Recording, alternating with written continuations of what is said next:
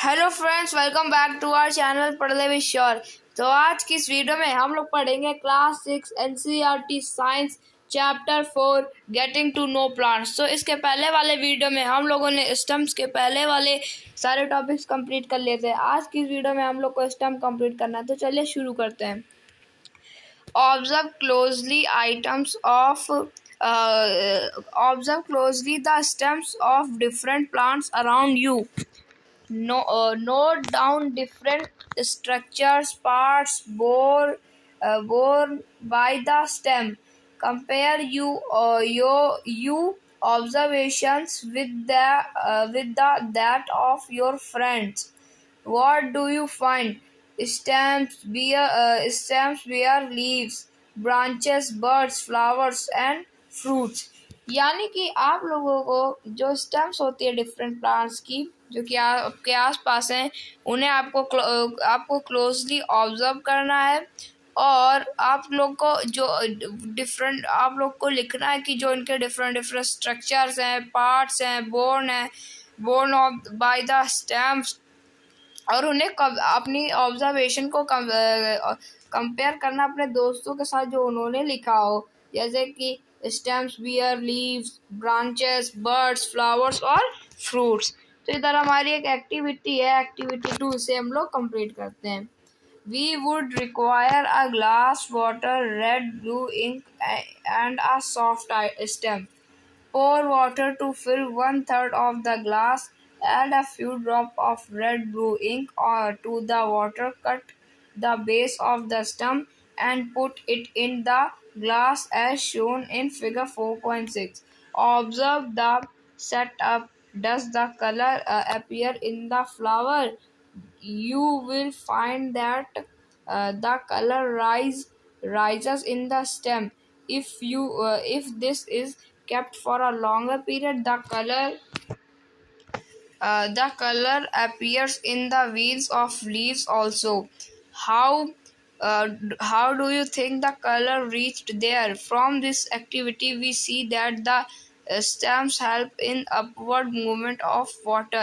The water is minerals go to leaves and other plant parts attached to the stem. यानी कि यहाँ पर क्या है कि जो एक्टिविटी है इसमें क्या है, आपको एक ग्लास वाटर और रेड ब्लू इंक और एक सॉफ्ट स्टेम वाले प्लांट की ज़रूरत पड़ेगी।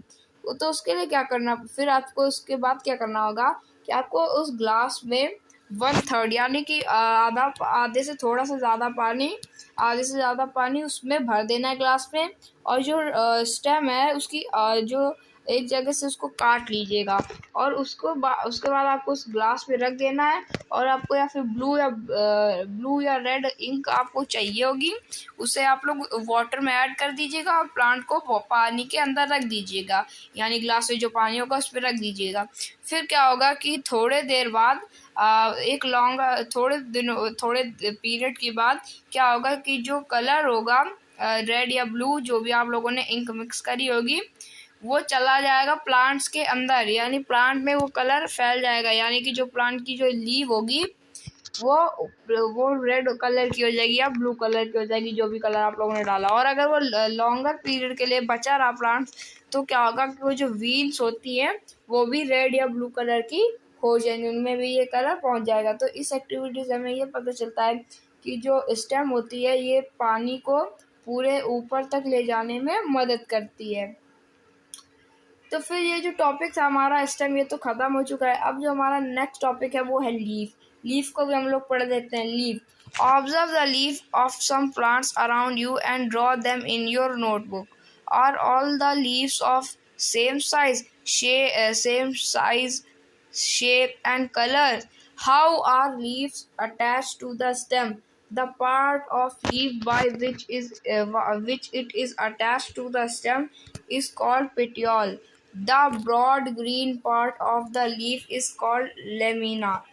Can you identify these parts of the leaves in plants around you? Do all the leaves have petioles? Let us go to know the leaf better by taking its impression. If you thought that leaves cannot shine. Here is an activity which will make you think again. यानी कि ये जो हमारा topic है leaf, इसमें क्या कह रहे हैं कि आपको उन प्लांट्स की जो लीव्स होती है उन्हें अच्छे तरीके से ऑब्जर्व करना है जो कि आपके आसपास है, और उन्हें नोटबुक में लिखना है। और उनमें क्या लिखना है कि जो उनके जो लीव्स हैं उनको सेम साइज के हैं, शेप के हैं या सेम कलर के हैं। और फिर क्या है कि वो हाउ वो स्टेम से कैसे अटैच्ड है, और जो लीफ के जो पार्ट हैं वो स्टेम से जो अटैच होते हैं वो क्या कहलाते हैं, वो पिटियोल कहलाते हैं। The part of leaf by which is attach to the stem is called petiole. यानी कि जो पार्ट होता है लीफ का जो कि स्टेम से अटैच होता है वो पिटियोल कहलाता है। और जो the broad green part of the leaf is called lamina. यानी कि जो एक चौड़ा पार्ट होता है ग्रीन उसका जो लीफ का वो क्या कहलाता है, लेमिना कहलाता है। ये आप लोग फिगर में देख भी पा रहे हैं। तो क्या होता है कि क्या जो एक पार्ट है क्या उसकी काफ़ी do you all leaves have petiole. क्या हर एक प्लांट्स के मतलब कि जितने भी प्लांट्स हैं उनकी जितनी भी लीव्स है सबके पिटियोल्स होती है हर एक लीव्स के। तो ये सब हम लोग इनका बढ़िया तरीके से जानेंगे इस एक्टिविटी 3 में। तो चलिए पढ़ते हैं। Put a leaf under a white sheet of paper or a sheet in your notebook. Hold it in place as shown. Hold your pencil tip sideways and rub it on the portion of the paper having the leaf below it. Did you get an impression with some line in it? Are they similar to those on the leaves? These lines on the leaves are called veins. Do you see in prominent line in the middle of the leaf? This is called midrib. The design made by veins in a leaf is called a leaf venation. If this design is net-like on both sides of midrib, the venation is reticulate. In the leaves of grass, you might have seen that the veins are parallel to the another. This is parallel venations. Observe the venation in as many leaves as you can without removing them from the plant. Draw the pattern and write names of some plants having reticulate and parallel venation. Reticulate and parallel venation. तो यहाँ पर क्या है कि आपको एक white paper ले लेना, वाइट शीट ले लेना, और उसके अपोजिट डायरेक्शन में आपको एक लीफ रख लेना, उसके ऊपर आपको पेपर रख लेना है। फिर आपको पेंसिल को जब रब करेंगे तो वहाँ पे क्या होगा कि जो लीव्स है उनकी शेप बनने लगेंगी, और जो लाइंस आपको दिखेंगी ये लाइंस जो कि बीच बीच में है, आपको इधर दिखाता हूँ। इधर एक डायग्राम है, ये डायग्राम, इसमें जो बीच बीच में जो लाइन बनेगी वो क्या होंगी, वो होती हैं वो होती हैं वीन्स। और जो पेटियोल्स होता है ये देखिए आप, एक बीच से सबसे बड़ी लाइन जा रही है और वो यहाँ आके पहुँचती, यहाँ से शुरू होती है, यहाँ से शुरू होती है और यहाँ आके ख़त्म होती है। तो ये कौन सी लाइन हो, ये लाइन है पेटियोल। और जो ये लाइन देख रहे हैं आप छोटी छोटी, ये कौन सी लाइन होती है वीन्स। और ये जो और आप लोग ये जो मिडिल की लाइन होती है, यानी कि ये वाली लाइन तो पेटियोल हो गया, और जो मिडिल की लाइन होती है वो होती है मिडरिप। वो होती है कौन सी, मिडरिप। और जब भी मतलब कि जो वीन्स होती हैं, और जब भी किसी भी लीफ में वीन्स होती है तो वो लीफ कौन सी कहलाती है, वो कहलाती है लीफ वेनेशन। और जब भी इन दिस डिज़ाइन नेट, यानी नेट लाइक का अगर दोनों तरफ मिडरिप में यानी इस तरफ और उस तरफ दोनों तरफ अगर वो डिज़ाइन बन रहा है एक नेट जैसा, तो वो कौन सा हो गया, वो हो जाएगा रेटिकुलेट वेनेशन। और जो ग्रास होती है उसमें आप लोगों ने देखा होगा कि जितने भी वीन्स या लाइंस होती हैं वो सब पैरेलल जाती हैं, यानी सीधी सीधी जाती, तो वो कौन सी वेनेशन कहलाती है, वो पैरेलल वेनेशन कहलाती हैं। ये आप लोग देख पा रहे होगे मिड ड्रिप या बीच की जो लाइन होती है बड़ी वाली, ये होती है मिड ड्रिप। और ये जो पैटर्न बने हैं, मतलब कि जो लाइन अगल बगल गई है मिड ड्रिप से होकर के, वो होती है वीन्स। और जो पैरेलल वेनेशन होता है, ए तो रेटिकुलेट हो गया, और जो बी पैरेलल है वो ये देखिए, आप बी वाले नंबर में देख पा रहे होंगे कि एक सीधी लाइन जा रही, वो कौन सी होती है, वो होती है पैरेलल वेनेशन। तो आप लोगों को ऐसे कुछ रेक्टुलेट और पैरेलल वेनेशंस के नाम को आप लोगों को अपनी कॉपी में लिखने हैं और उन्हें समझना है। तो हमारी एक और यहाँ पे एक एक्टिविटी है, एक्टिविटी 4, तो इसे भी हम लोग कंप्लीट करते हैं। We will require a herb to transparent polythene bags and thread. Do this activity during daytime on a sunny day. Use a healthy, well-watered plant that has been growing in the sun. Enclose a leafy branches of the plant in a polythene cover and tie up its mouth as shown in figure 4.11. Tie up the mouth of another empty polythene cover and keep it also in the sun. After a few hours, observe the inner surface of the cover. What do you see? There are any droplets of water? How do you think they got there? Don't forget to remove the polythene bag after the activity. Water comes out of leaves in the form of vapor by a process called transpiration. Plants release a lot of water into the air through this process.